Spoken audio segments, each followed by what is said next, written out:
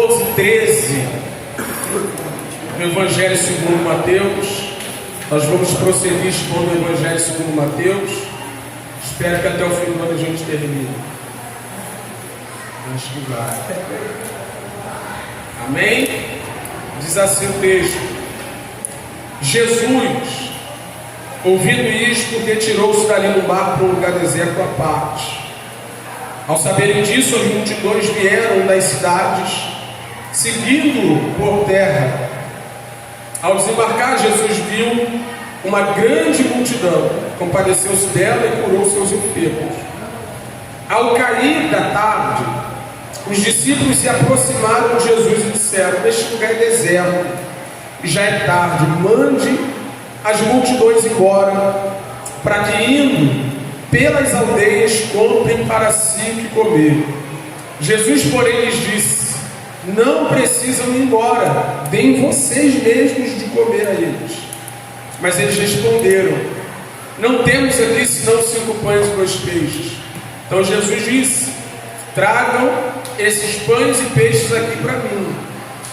E tendo mandado que a multidão se assentasse sobre a relva, pegando 5 pães e 2 peixes, erguendo os olhos ao céu, os abençoou. Depois, tendo partido os pães, deu-os aos discípulos, e estes deram às multidões. Todos comeram e se fartaram, e ainda recolheram 12 cestos cheios de pedaços que sobraram. E os que comeram eram cerca de 5.000 homens, além de mulheres e crianças. Muito obrigado, Senhor. É a sua palavra, a sua palavra, a sua palavra, Senhor. A maneira como o Senhor decidiu se revelar aos homens, comunicar sua vontade, comunicar sua verdade, comunicar seu plano, Senhor, de redenção. E nós pedimos que o Senhor aplique ela aos nossos corações, que pelo seu Santo Espírito nós sejamos, Senhor, profundamente tocados, marcados, aperfeiçoados, edificados pela sua palavra. O Senhor promove a edificação nessa manhã, exorta-nos, consola-nos, abençoa-nos, encoraja-nos. Opera, Senhor, o Senhor queria através da sua palavra, sobre a sua poderosa palavra, Pai. É que falaremos essa manhã, e nós contamos com a sua ação, com a ação do seu Espírito. Em nome de Jesus nós oramos. Amém. O Alex começou, né, essa sessão nova. Nós migramos a semana passada. Nós migramos daquele terceiro grande sermão, que é o sermão das parábolas, os ensinos das parábolas, para mais uma sessão de narrativa, que foi começada pelo Alex na semana passada. Semana passada começou no capítulo 14, né? Para mais uma sessão de narrativa. Eu estava lendo um pouquinho, estudando um pouquinho, vendo um pouquinho. E como tem sido enriquecedor pessoalmente para mim estudar o Evangelho segundo Mateus para expor ele todo, né? E aí eu estou aqui com uma obrigação de ficar com um texto do jeitinho que lê, não tivesse antes, né? Mas estudando, você fica com um pouco mais de cuidado na maneira como você vai conectando um texto com o outro.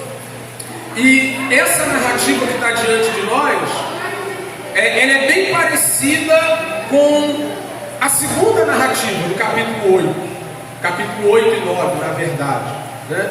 Onde você vai ver Jesus agindo poderosamente, milagrosamente, acalmando tempestade, expulsando demônios e coisas semelhantes ali, mas com um propósito totalmente distinto do propósito desse bloco narrativo que está diante de nós.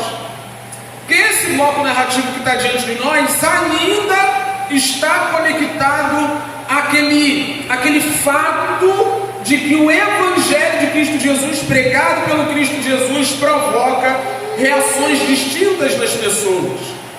Na verdade, esse bloco narrativo, ele nem começa no 14, ele começa lá no 13 ainda, no 53. É lá no 53 que ele começa. E ele vai falar desse povo que está diante de Cristo, que está diante do Evangelho e reage de maneira variada.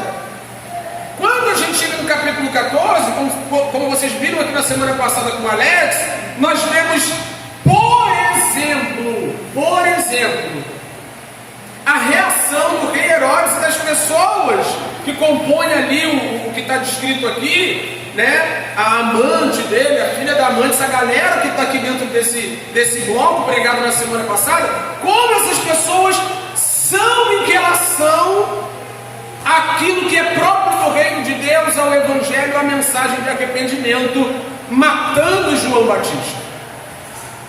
Então isso foi pregado na semana passada, você entendeu muito bem o texto, mas é disso que a gente está falando. Do rei Herodes, e eu acho legal no texto, que mesmo sabendo, reconhecendo que o povo tinha ele como profeta, né?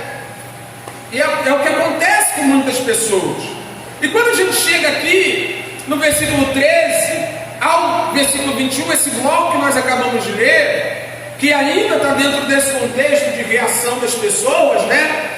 Parece que essa ideia foi abandonada, mas não, irmãos. Quando tu olha para o texto, você vê uma das grandes obras da parte de Cristo, de misericórdia, de compaixão, atendendo a necessidade do povo que o rodeava, né? Mas você não pode desconectar dessa ideia. A grande questão é, apesar dos homens, Deus é Deus.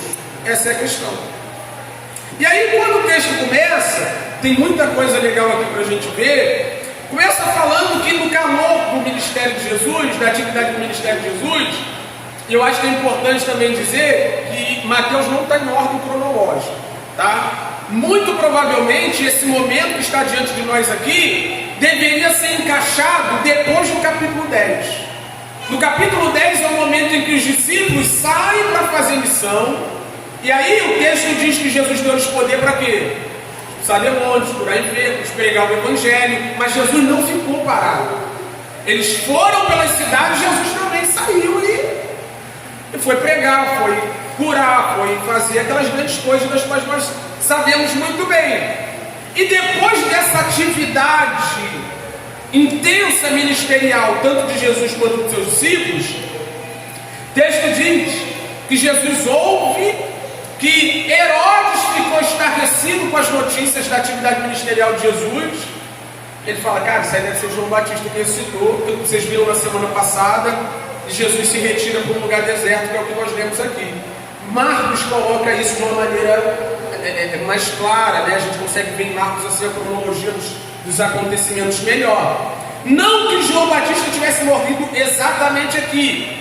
O que o texto está narrando é que quando Herodes ouve que Jesus estava fazendo o que estava fazendo, ele pensa que é João Batista. Jesus aproveita um ensejo e se retira de cena da Galileia propriamente dita com os seus discípulos e vai para um lugar deserto. Em Marcos, a gente vê, capítulo 6, né, versículo 30 em diante ali, algo extremamente importante para que a gente compreenda esse texto. É que não era uma fuga pura e simples. Jesus não estava saindo de cena sem um propósito específico. O texto diz lá, está lá em Marcos, que os discípulos e Jesus estavam cansados e não tinham tempo nem para comer. Isso parece ser assim, extremamente irrelevante, né? Parece só uma coisa assim que a Bíblia diz e a gente passa batido por isso, né? Mas hoje a gente estava na aula com os novos membros falando sobre a obra redentora de Cristo, que não é só Cristo pregado na cruz, mas começa com a encarnação dele, ele se tornando homem, vivendo uma vida perfeita, indo à cruz pagar pelos nossos pecados e depois ressuscitando para a nossa justificação. Tudo isso faz parte dessa obra. E quando você olha a ideia de encarnação da pessoa de Cristo, você vê que isso está atrelado à justiça de Deus, a manutenção da justiça de Deus no plano da redenção. Por quê? Porque o gnosticismo primitivo, por exemplo, diz que Jesus era uma aparição, não era homem. Se Jesus não é homem, ele não pode salvar homens. Simples assim. É o que eu estou tentando passar para você, a importância de cada detalhe do texto bíblico. Se Jesus não fosse plenamente homem, ele não poderia representar homens como Adão representou no Éden. Jesus pode chegar diante de Deus e reivindicar a sua justiça para homens, porque ele morre como homem, vive como homem, ele encarna, ele é homem, se coloca no nosso para que nós tivéssemos um representante legal diante de Deus. Quando o texto diz em Marcos que Jesus não tinha tempo nem para comer, estava cansado e foi para um lugar deserto, é o que a Bíblia está dizendo para você. O Cristo da Escritura não é um mito, não é um espírito elevado, como algumas religiões dizem. O Cristo da Escritura não é uma aparição, como o gnosticismo primitivo dizia. Não é algo que parece ser Deus, parece ser homem, mas não é homem. 100% homem. A gente vai falar mais disso um pouquinho à frente, mas eu já quero que você vá entendendo essa questão aqui. Ele é um de nós. Está do nosso lado.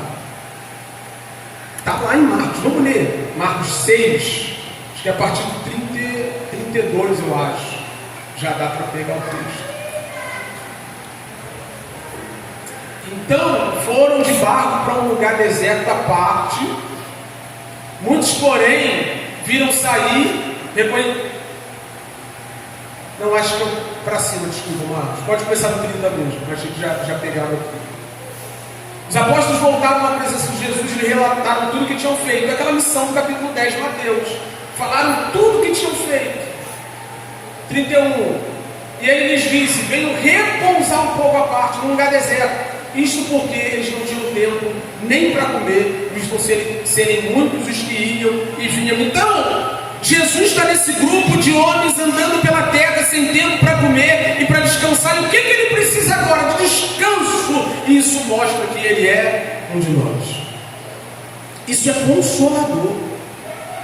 A ideia do Deus transcendente aqui é acrescentada para a ideia do Deus imanente, que vem te olhar de perto e se envolver com a minha e com a sua vida. Ele se tornou um de nós. Como que eu gosto de descrever a ideia da encarnação? De que nosso time era perdedor, ele era o Ibis, o pior time do mundo. Ele veio e botou a camisa no nosso time. Se fez um de nós. Tem gente que se acha tanto que não se mistura com outros grupos, né? Se não colocar roupa que eu coloco, não ando junto. Se não frequentar os lugares que eu frequento, não ando junto. Se não fazer o que eu faço, não ando junto. Se não for onde eu vou, não ando junto. Não entra na minha casa. Se não tiver uma casa igual a minha, na minha também não vai entrar. Não quero perto de mim. Não entra no meu carro. Não pode. Tem uma idiotice dos coaches, né, que eles dizem que você tem que andar, né, com pessoas melhores que você, porque você é a média das 5 pessoas com quem você caminha. Imagina se Jesus andasse só com gente igual a ele e ficasse na esfera da perfeição. Ia ficar ele, o Pai e o Espírito, em luz inacessível, e lá só. Os três, a Santa Trindade, luz inacessível, que homem nenhum viu e homem nenhum pode ver, mas ele é esse aqui, que vem na nossa desgraça, vem na nossa miséria, vem na nossa limitação. Quando Paulo explica a experiência da humilhação de Cristo, ele fala sobre isso, que ele se humilhou, e sendo achado em forma de servo, à semelhança dos homens, foi fiel até a morte de cruz. E por que achado em forma de servo? Porque o homem é escravo. Ele se tornou um de nós. Em outras palavras, se limitou, se colocou no contexto de limitação. Passou frio, fome. Está ali no texto, não tinha tempo para comer. Se você olha para esse texto como uma narrativa simples, vai passar por você a ideia de que Jesus é Deus, mas é homem como nós. E como é que ele está hoje, sentado à destra do Pai? Homem. Um homem sentado à destra de Deus, representando eu e você, aquele que venceu, o nosso campeão, o nosso vencedor, que quando estava entre nós foi para um lugar para descansar um pouquinho, porque homem cansa. E assim, eu sei, irmão, eu sei que não é simples assim de entender isso de um dia para outro, e é por isso que a gente está no púlpito, para fazer você entender que a Escritura é muito mais. Que Deus vai abrir uma porta, que Deus vai te dar vitória, é muito mais do que isso, é muito raso, isso é reducionismo, isso é muito pouco. Eu estou falando que Deus veio, e a prova de que Ele veio é que enquanto Ele estava entre nós, Ele dormiu. sempre gosto de explicar isso a partir daquela passagem onde Jesus atravessa o mar com os discípulos e ali aparece uma grande tempestade, né? O texto diz que Jesus dormia no meio da tempestade, homem. Mas o mesmo texto diz que ele levanta e diz para o vento: fica quieto. Diz para o mar: calma-te, Deus. E o que as pessoas veem naquele texto? Deus acalma as tempestades da vida. É verdade, irmão. Deus acalma as tempestades da vida, mas isso não é a coisa mais profunda, não é a coisa mais bonita do texto. O mais bonito é que o Deus homem estava no barco, dormindo e repreendendo as forças da natureza. Jesus Cristo, Deus homem. A gente vai falar mais disso, mas é só para introduzir essa primeira parte. E o texto continua, diz que ele vai para um lugar deserto, por causa do que nós lemos em Marcos. Estava com fome, não conseguia comer, precisava descansar, e ele vai para lá. Aí o texto segue dizendo que, ao saberem disso, as multidões vieram das cidades seguindo por terra. Isso aqui é sensacional, muito legal também de pensar. Por quê? Porque Jesus estava dentro de um barco indo pela água, os discípulos remando. E vamos fazer aqui uma reflexão lógica, irmão. Se fosse um lugar tão perto de chegar, para que entrar num barco e ir? Eles entram no barco e começam a ir por água justamente porque não era um lugar tão perto assim. Tá? Ele estava chegando perto de Betânia, se afastando da Galileia. Os homens olham, as pessoas olham da praia, percebem que é Jesus e começam a correr atrás dele. Eles fazem um esforço físico para ir até o lugar onde Jesus está. Se eu fosse um pregador tendencioso, eu diria que essas pessoas são o máximo e que você tinha que ser igual a elas. Está vendo essas pessoas andando a pé atrás de Jesus? Jesus está indo no barquinho e eles estão indo atrás de Jesus, correndo, porque eles entendem que a presença de Jesus é importante. Mas se a gente olhar a Bíblia de maneira assim mais ampla, a gente vai perceber que nem toda a multidão que está atrás de Jesus está atrás de Jesus pelas motivações corretas.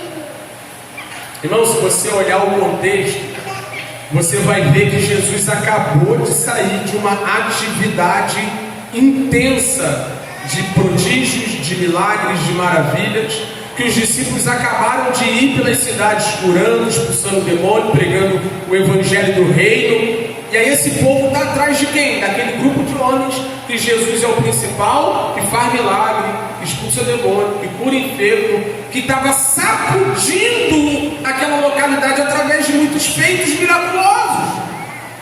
Do que eu lembro? João 6, Jesus multiplica pão e peixe, e logo depois uma multidão vai atrás de Jesus lá em Cafarnaum, porque eles queriam comer mais comida. E esse povo aqui não é diferente desse povo que eu acabei de narrar. É uma multidão que faz o que for preciso, vai atrás de Jesus até a pé, porque eles entendem que ficar perto de Jesus é alcançar benefício pessoal. Esse povo que estava atrás de Jesus aqui não estava no dia da crucificação. Esse povo que está andando a pé aqui, muito provavelmente alguns deles disseram: crucificam. Quando Jesus ressuscita, volta dos mortos, 1 Coríntios 15 diz que eram aproximadamente 500 irmãos que não perseveraram, esperaram a descida do Espírito, depois tornaram 120. O texto vai dar o número de pessoas que estão atrás de Jesus aqui: 5.000, só homem, fora mulher e criança. Você fazer uma conta assim mais ou menos, dá aí de 15 a 20 mil pessoas. As crianças, um montão de crianças, né? Mulher, tudo ali, só homem era 5.000. Irmão, onde é que estava essa galera toda, esses 15 mil aí no dia da crucificação? Onde é que estava esse povo aí depois que Jesus ressurgiu? Onde é que estava esse povo no dia que Jesus foi julgado, condenado? Então essa ideia de multidão seguindo a Jesus, irmão, às vezes eu vejo os pregadores forçando o texto, aplicando o texto, dizendo que Jesus tinha a maior congregação do deserto. Não! Vai ler João 6, Jesus ficou sozinho com os discípulos, não tinha ninguém lá. 20 mil pessoas aproximadas que comeram esse pão e esse peixe multiplicado, que também é o mesmo milagre narrado em João 6. Esse povo vai embora quando Jesus diz: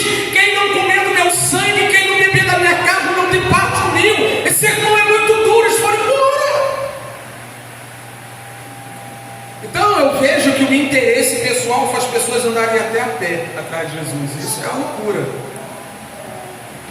né? A gente olha assim para a história medieval, vê que as ordens monásticas, né, pregavam muito sobre autoflagelo. Eles se flagelavam, se esbofeteavam, se feriam, pecavam, né, e feriam a própria carne, como se estivessem entregando um sacrifício compensatório para Deus. Irmão, nenhum sacrifício pode comprar o favor de Deus. Todo mundo está aqui pela graça, pela bondade, pela misericórdia, pelo Deus que nos atraiu pelo coração. Então, o quanto eu faço para Deus não necessariamente mostra o meu interesse em Cristo. Contudo, tem um grupo que está perto dele e não sai de perto dele em momento nenhum. Alguns deles também não estavam na crucificação, mas tinha um que estava lá, por isso que é considerado mais íntimo, aos pés da cruz, dizendo: até a morte aqui ficarei. Quando você olha para o outro que traiu Jesus depois que disse que ficaria com ele até a morte, a saber, Pedro, ele olha para Pedro depois da ressurreição e Pedro se arrepende. Ele pergunta: tu me ama? Tu me ama? No terceiro momento, tu me ama? Tu sabe, Senhor. Tu sabe. Agora que você entendeu, apacenta as minhas ovelhas. Então, essa ideia aqui de um monte de gente andando a pé atrás de Jesus, não necessariamente a gente está falando de um povo crente. A gente está falando de um povo que entendeu que Jesus não é qualquer homem.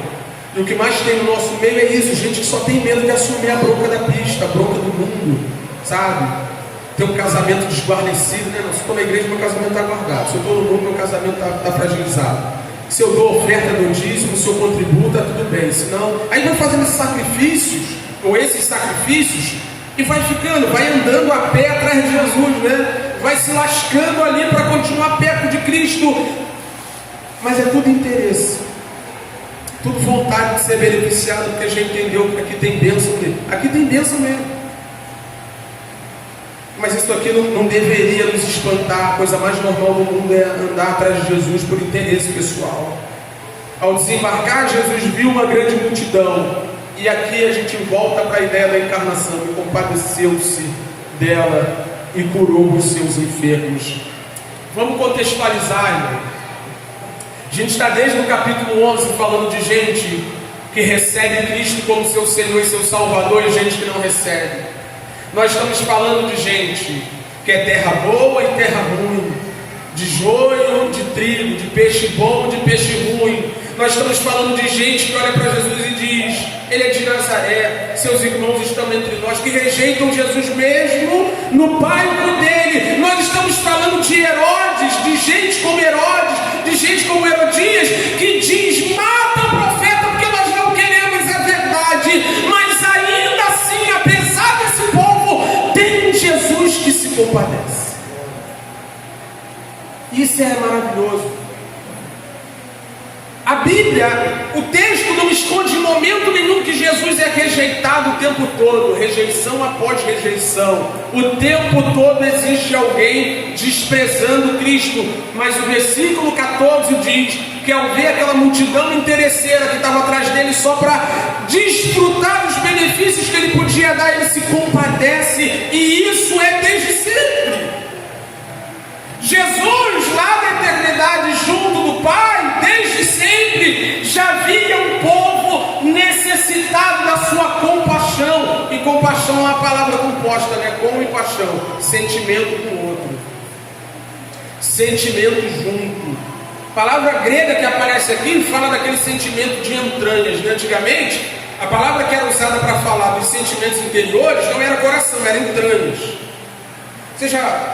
A pessoa passa mais isso na juventude, né? Quando vê a pessoa que está apaixonada na escola, né? Já não dá aquele negocinho aqui? Dá ou não dá? Tem frio na barriga? Então uma pessoa assim que você não quer encontrar por nada, você vê ela vindo lá longe, você já fica nervoso, já sente um frio na barriga, tem dificuldade de... Então, levando em consideração esse sentimento interno, esse incômodo interno, as pessoas falavam dos afetos interiores a partir das entranhas. Depois ficou mais bonito, né? Botaram a palavra do coração em algum momento na história, a figura do coração em algum momento na história. Mas a grande questão é que essa palavra fala disso, de um afeto entranhável, de sentimento pelo outro, se colocar no lugar do outro. E desde o momento em que ele encarnou, é isso que ele fez. Não só sobre olhar para aquele povo, ver aquele povo carente de cura, de libertação, de transformação, da pregação do Evangelho, mas quando ele estava na eternidade, ele olhou para nós e ele disse: eu vou lá, eu vou sentir junto com eles, eu vou viver junto com eles, eu vou passar junto com eles. Compaixão é isso, sentir junto com o outro. E não existe um exemplo de compaixão maior da história do que o Cristo que encarnou, que viveu tudo que você viveu, que passou tudo que você passa, que sabe exatamente o que se passa agora pelo seu e pelo meu coração. Não existe nenhuma pessoa nessa vida que esteja longe da possibilidade de Jesus entendê-la. Jesus sabe bem, e o escritor aos Hebreus descreve isso como ninguém. Lá no capítulo 2, versículo 14 em diante, deixa eu contextualizar para você. O escritor aos Hebreus está falando da superioridade de Cristo em relação aos anjos. Todo o primeiro momento da carta aos Hebreus é a superioridade de Cristo. Moisés, sacerdócio, Arão, o sacrifício, sistema sacrificial, e aos anjos também. E aí fica aquela questão: se Jesus é tão elevado assim, por que ele morreu? Por que ele morreu? Olha o que o texto diz. Hebreus 2,14. Nós vamos até os 8. Olha lá, visto, pois, que os filhos têm participação comum de carne e sangue. Quem são os filhos? Os homens. Também Jesus igualmente participou dessas coisas, para que por sua morte destruísse aquele que tem o poder da morte, a saber, o diabo. Primeiro ponto aqui, a primeira coisa, irmão, que gira em torno da encarnação é a representatividade. Jesus teve que ser homem para representar homens. Segunda coisa, ele tinha que morrer e pagar o preço pelos nossos pecados. Como é que morre sem ser homem? Como é que ele vai passar a experiência máxima de dor e sofrimento, de punição, o que é a morte, sem ser um de nós? Então ele morre, depois de se tornar homem, para destruir aquele que tem o poder da morte, a saber, o diabo. Quando Jesus morre inocente na cruz, a morte não está sendo aplicada porque ele merece, mas ele está mostrando que ele se submete por um plano maior. E diz o versículo 14, o plano do qual estou falando, 15, o plano do qual estou falando, e livrasse todos os que pelo pavor da morte estavam sujeitos à escravidão para toda a vida. Todo homem nasce escravo do medo da morte, irmão. Todo homem nasce limitado, escravo, porque olha lá para frente e já sabe que um dia vai ter que encarar a cova. Todo homem nasce com esse pavor da finitude. Todos nós temos que lidar com prazo de validade. Todos nós na Covid, um monte de crente dentro de casa desesperado, com medo de morrer. E eu até entendo, mas quando você entende que alguém que não deveria morrer, morreu, ressuscitou, vencendo a morte, aplicando essa vitória sobre a nossa vida, esse pavor vai embora. Nós somos livres da morte, porque ele já venceu no meu e no seu lugar. Então perceba, não é injustiça da parte de Deus, porque para vencer a morte ele vem e se torna um de nós, e morte é compaixão. Isso é sentir o que nós sentimos, passar o que nós passamos, se colocar no nosso lugar e sofrer o que nós sofremos. Ele segue. Pois ele evidentemente não socorre anjos, mas socorre a descendência de Abraão. Ele está falando de você e de mim, a descendência de Abraão pela fé, socorridos por amor, pela graça, pela misericórdia, pela compaixão dele. Por isso mesmo era necessário que em todas as coisas ele se tornasse semelhante aos irmãos do céu. Irmão do céu. Você já teve algum momento dentro de casa assim que você se sentiu assim, o traste? Tu olhasse para dentro de si e falasse: Senhor, me mata que não tem utilidade. Pode me levar, porque já passou por isso, eu já. Assim, Senhor, o que eu estou fazendo aqui nessa vida aqui? Você não me leva de vez, acaba com esse sofrimento, com essa dor, minha vida, qual o sentido que minha vida tem? Olha esse meu defeito, olha esse meu defeito. Esse defeito é essencial, mental, psicológico, esse defeito físico. Olha isso aqui, Senhor. Está tudo ruim. Estou limitado, estou fragilizado, minha vida não está bem, as coisas não estão legais. Acordei aqui meio angustiado. Jesus entende de angústia? É só ler a Bíblia. A Bíblia diz que no Getsemane ele se angustiou até a morte, suou sangue. Ninguém que está aqui sentado aqui já chegou sua sangue na vida. Ninguém aqui já ficou tão angustiado como Jesus já ficou. Ninguém aqui passou desespero como Jesus já passou. Angustiado, na eminência de entregar sua vida pelos pecadores e se afastar do Pai, ter que beber o cálice da ira de Deus no mesmo seu lugar, ser traído por um amigo íntimo. Jesus estava ali angustiado, desesperado. Não tem angústia que Jesus não conheça. Não tem tristeza que Ele não saiba. Dor. Quando Deus não tem dor, irmão, se tornou semelhante aos irmãos para ser misericordioso e fiel sumo sacerdote nas coisas referentes a Deus e para fazer propiciação pelos pecados dele. Ele se tornou um de nós, irmão, para poder olhar de perto a nossa dor e se compadecer. Ver, quando ele olha para Jerusalém, chora e fala: meu Deus, vocês estão perdidos, vocês estão sem rumo na vida.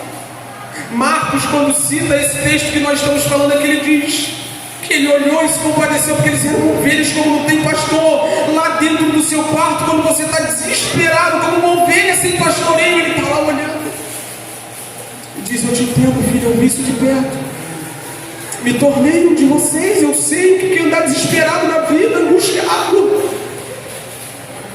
Wesley, Jesus não sabe o que é olhar para o céu e suplicar a Deus por socorro, irmão. Na cruz ele falou: Deus meu, por que me desamparar? Jesus sabe o que é um momento de aflição, para que ele pudesse compadecer de nós. Isso aqui é o que eu vou olhando para o texto e vendo ele se compadecendo de um povo miserável, dependente de Deus em todas as esferas da sua vida. Um sacerdote que pode se compadecer de todos nós, misericordioso, fiel, que olha para mim e para você e entende a sua dor.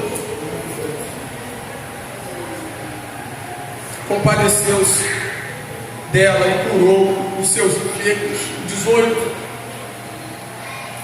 Por isso, naquilo que ele mesmo sofreu quando foi tentado, é poderoso para socorrer os que são tentados. Ele é poderoso, irmão, em tudo aquilo que ele foi tentado.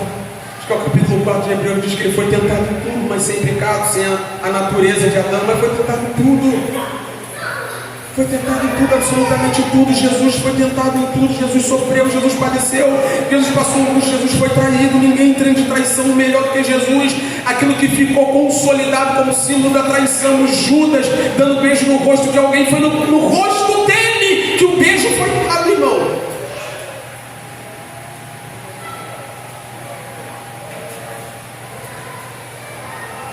Ele é poderoso para que naquilo que ele mesmo sofreu quando foi tentado, socorrer cada um de nós. Eu quero que isso entre no seu coração. Imagina, você precisa entender isso para ontem.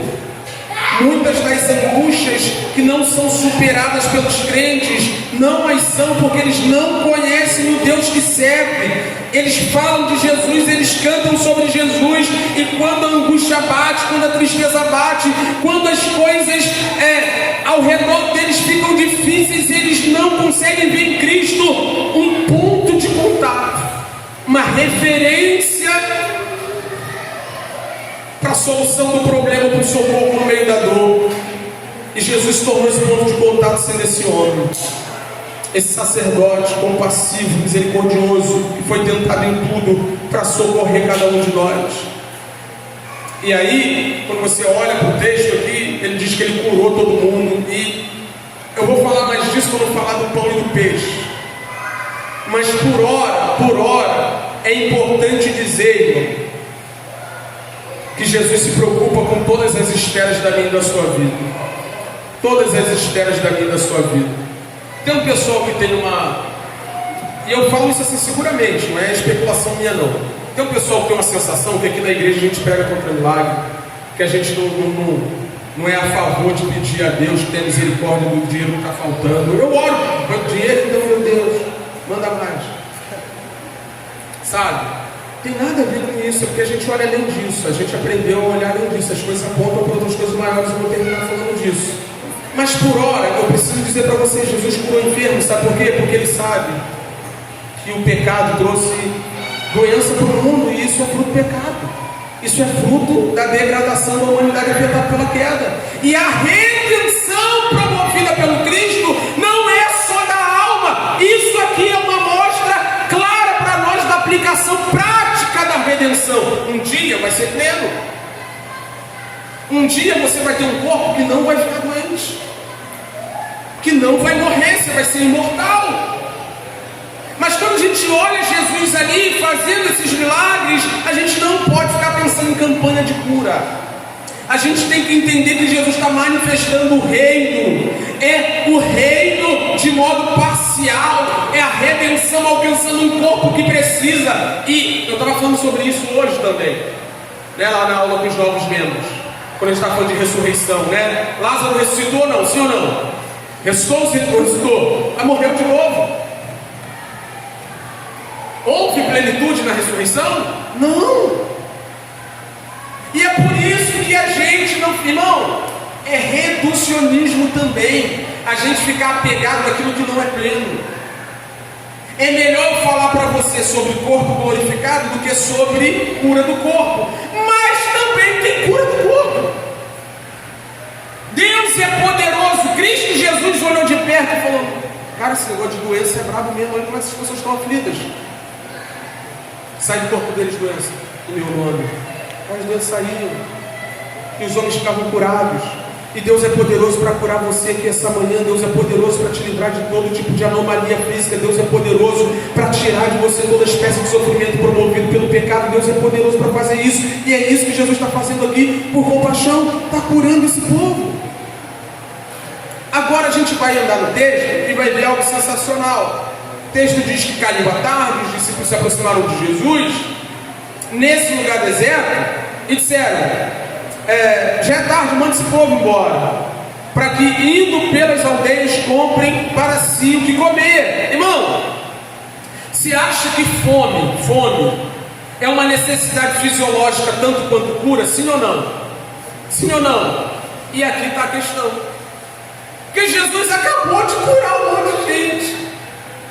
O Redentor dos homens, o Deus homem que encarnou para se compadecer e acabou de curar, que é poderoso para dizer para o câncer sai, que é poderoso para dizer para a diabetes some, que é poderoso para curar o homem de todos os males no corpo físico, está aqui diante desses homens e estão dizendo: manda esse povo embora. Por quê? Porque a gente viu você curando, mas acho que da comida não dá para dar não. É tipo isso que está acontecendo aqui.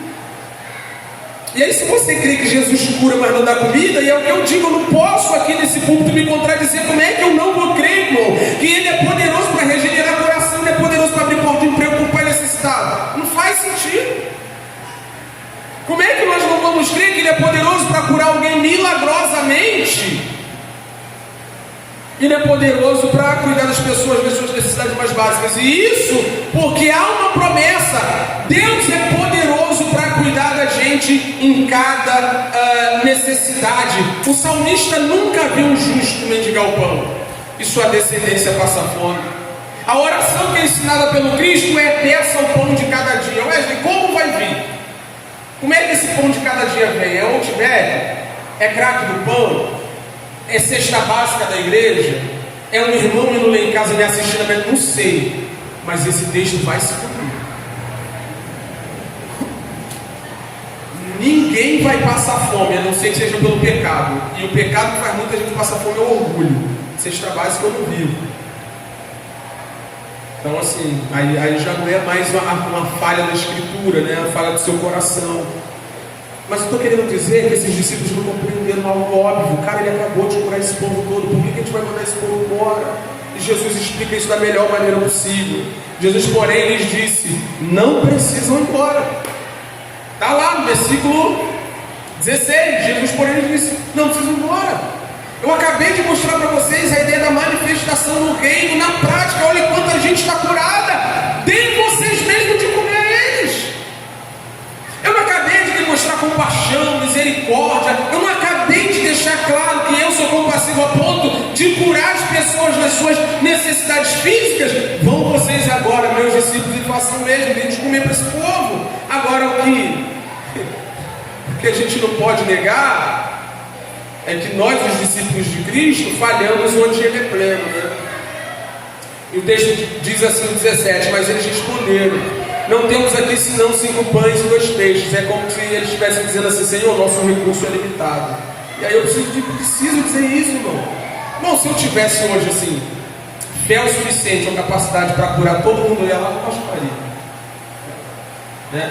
Teve um pastor aí na televisão que durante a pandemia estava vendendo feijão que curava Covid, né? R$1.000. Ele foi denunciado no Ministério Público. Porque se você tem um feijão que cura a pandemia, por que você está guardando seu feijão?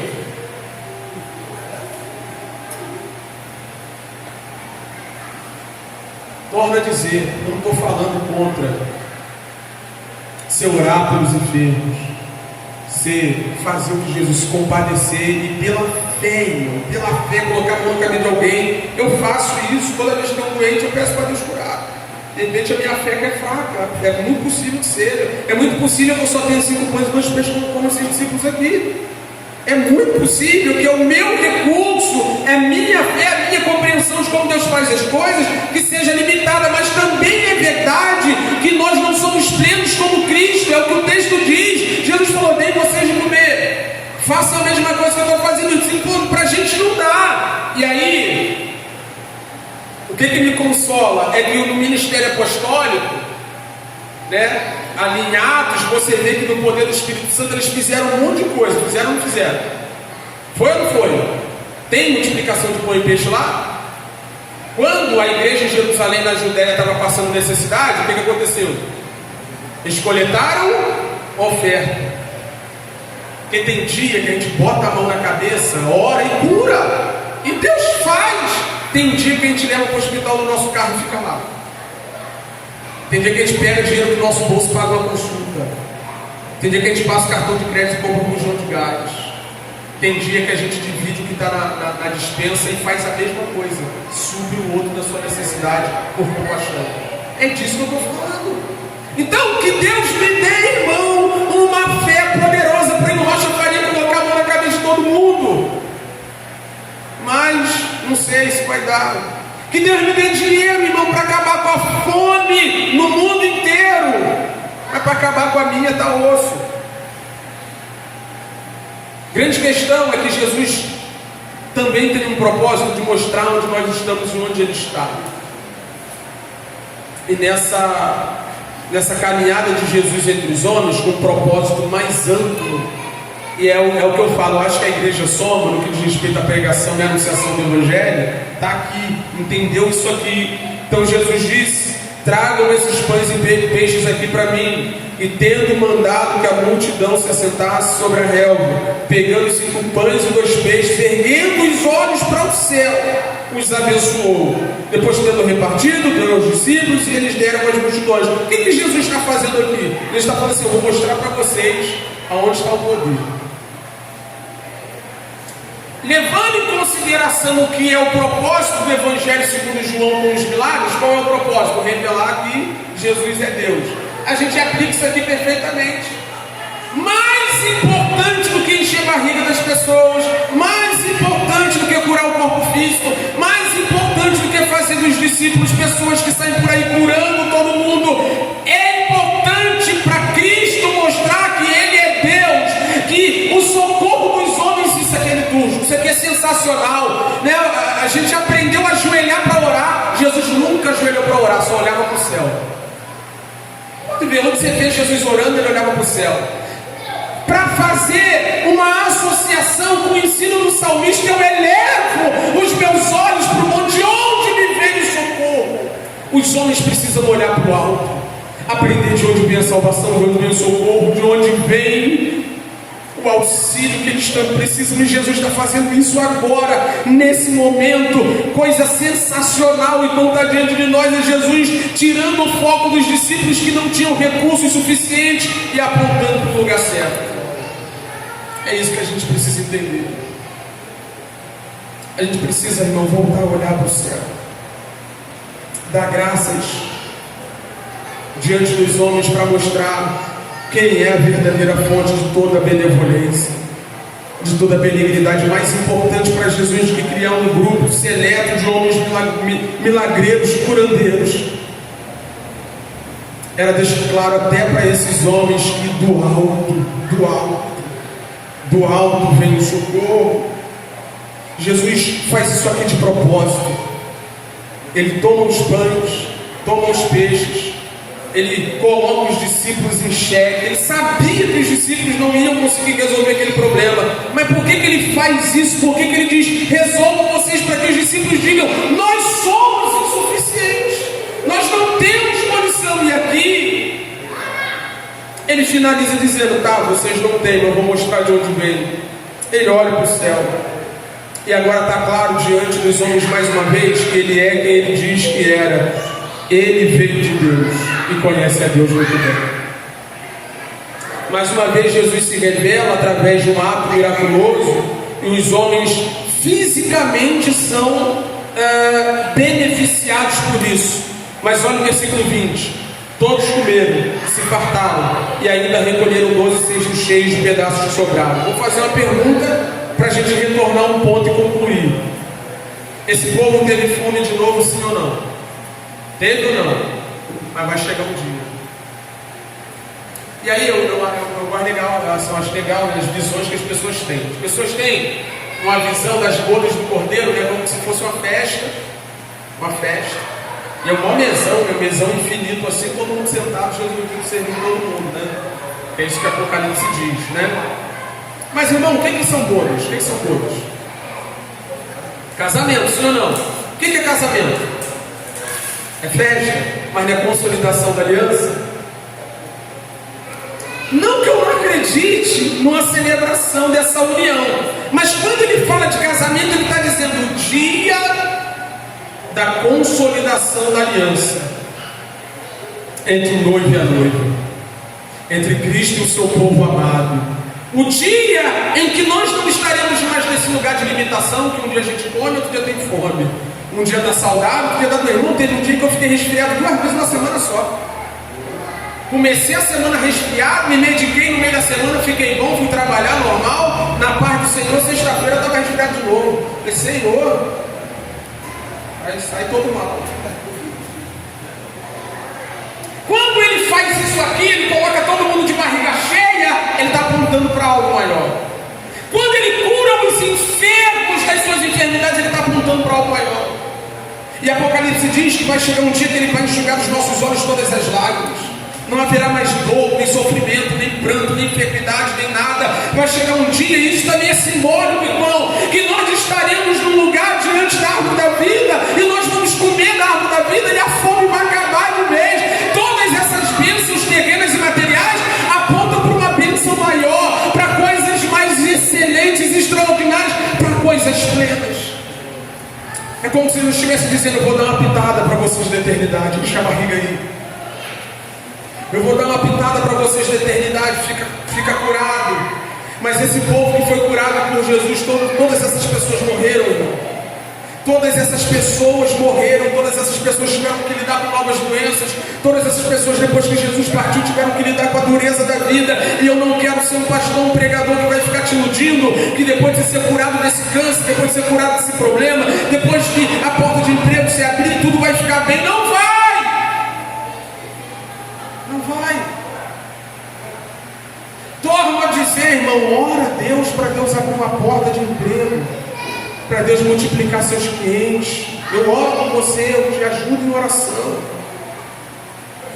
Ora a Deus para Deus te curar fisicamente. Deus é poderoso. A gente olha no texto e vê que Ele se compadece. Jesus é esse homem como eu e você que sente sua dor. Jesus sabe o que é angústia, Jesus sabe o que é depressão, Jesus sabe o que é ansiedade, Jesus sabe o que é tudo isso, Jesus sabe o que é ficar doente, Jesus sabe o que é ser tentado, o que é ser ferido, Jesus sabe, Ele foi enfermo em sua carne, sofreu tudo que tinha que sofrer no meio do seu lugar. Por isso que Ele nos socorre nas nossas adversidades, mas todo socorro terreno é passageiro. Esse banquete lá naquele lugar deserto aponta para um dia de plenitude. Vai haver um dia em que nós teremos a consumação do vínculo Igreja de Cristo e nunca mais nós teremos necessidade de nada, nunca mais doença, nunca mais fome, nunca mais cansaço, nunca mais dor. E qual é a maior prova da compassividade de Jesus? Nós estamos dentro de um contexto onde as pessoas rejeitam o Filho de Deus, e Ele continua curando, Ele continua colocando pão na mesa, Ele continua se manifestando milagrosamente, mas vai haver um dia, irmão, que só aqueles que pela fé o aceitaram. E aqui que está a grande questão. Só quem o aceitou pela fé, o reconheceu como Salvador, vai entrar na plenitude de tudo aquilo que um dia foi passageiro aqui. Às vezes as pessoas entram pela igreja sem nenhuma pretensão de assumir um compromisso com Cristo. Elas entram mesmo no interesse mesmo. Igual aquele povo que estava andando atrás de Jesus, no interesse mesmo. Vou lá porque eu preciso de uma bênção. Não, Deus, às vezes as pessoas pensam que as bênçãos de Deus é tipo um cartão, né? Que Deus vai passando assim, o limite vai caindo. Não tem isso, Deus abençoa, ímpio, crente, sabe? Toda boa dádiva vem do Pai das luzes, em quem não há sombra de variação destiada. Toda coisa boa vem de Deus. O sol nasce sobre justo e injusto, a chuva cai sobre justo e injusto. Irmão, quem tem dinheiro tem porque Deus deu, quem tem saúde tem porque Deus deu, quem tem tranquilidade em casa, um filho tranquilo tem porque Deus deu. Deus que dá essas coisas todas, Deus que vai abençoando mais naquele grande dia. Como é que vai ser essa barriga aí? Que viveu cheia aqui por muito tempo. Como é que vai ser esse corpo físico?